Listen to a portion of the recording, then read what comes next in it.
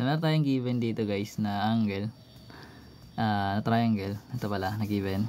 So, meron tayong given na 3x minus 6 sa angle A. Then, 130 dito. Then, 8x plus 4 dito sa part na to. So, apply lang natin mga theorems guys. So, basically, meron tayo ditong vertical angle. So, kung ano yung measure na ito guys, same siya dito. Vertical angle yung tawag doon. So, ibig sabihin, ito is 8x din plus 4. So, sa case naman na ito guys, ito kasi remote na to eh. Pwede mo to equate etong dalawa guys sa 130 na lang. Sige, solve natin ulit ng 2 ways. So, unahin natin yung remote. So, ito nga yun. So, meron kasing exterior, ito. Tapos merong dalawang inner.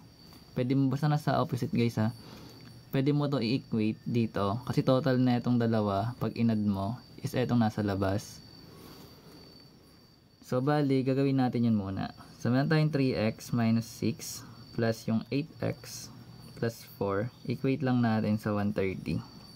Then, makakuha na natin yung value ng x. So, magkakaroon tayo ng 3x plus 8x. So, combining like terms lang siya.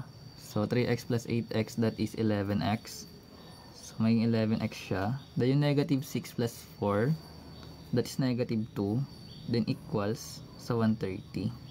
Then, apply na lang natin yung linear equation. So, magkakaroon tayo ng 11x equals 130 minus 2. Plus 2 I mean. So, makakuha tayo ng 11x equals 132. So, basically, to find the value of x, we need to divide it both sides by 11. So, when we divide it, this will become 12. So, magiging 12 yung value ng x natin. So, hindi ito yung sagot kasi we need to find the value of A or yung angle A natin. So, pabalik tayo sa angle A na equals sa 3x minus 6. Then, ipa-plug natin yung 12 sa variable x. Then, minus 6. Then, syempre, yung 3 times 12, that is 36 minus 6. Then, yung angle A natin is 30 degrees. So, ito yung pinaka-final answer. So, ito yung unang pwedeng gamitin. Pero kung gusto mo isa pa na way ng pag-solve, so balik ka dito sa 130. Basta alam natin na ang vertical angle guys, congruent yan ha. So kung ano yung measure na ito, yung katapat nun, that is pareha sila. So ito guys, meron tayong 130 dito.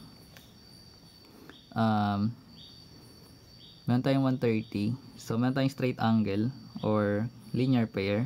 So, pwede mo kunin to dito para makuha mo yung missing na nandito. Pag may straight line, remember 180 dapat yung total. So, that is 50, that's correct. So, kung 50 to, meron ka na dito, 180. So, kung meron kang 3x minus 6, 8x plus 4, tsaka 50, i-equate lang natin yon sa 180.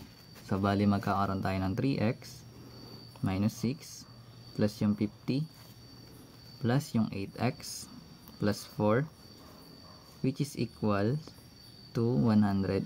Kasi yung measure ng interior angle ng triangle, yung total nila is 180. Then add lang natin yung similar terms. So 3x plus 8x, that is still 11x.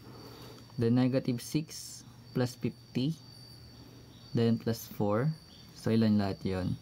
So negative 6 plus 4 is negative 2 plus 50, that is positive 48. Then equals 180. So magkakaroon tayo ng 11x equals 180 minus 48. So pag sinubtract natin to guys, this will become 11x equals 132 pa rin. Then divide lang both side by 11. Then yung value ng x natin still 12. Then makuha mo na yung 12, balik ka na dito. Another way yun.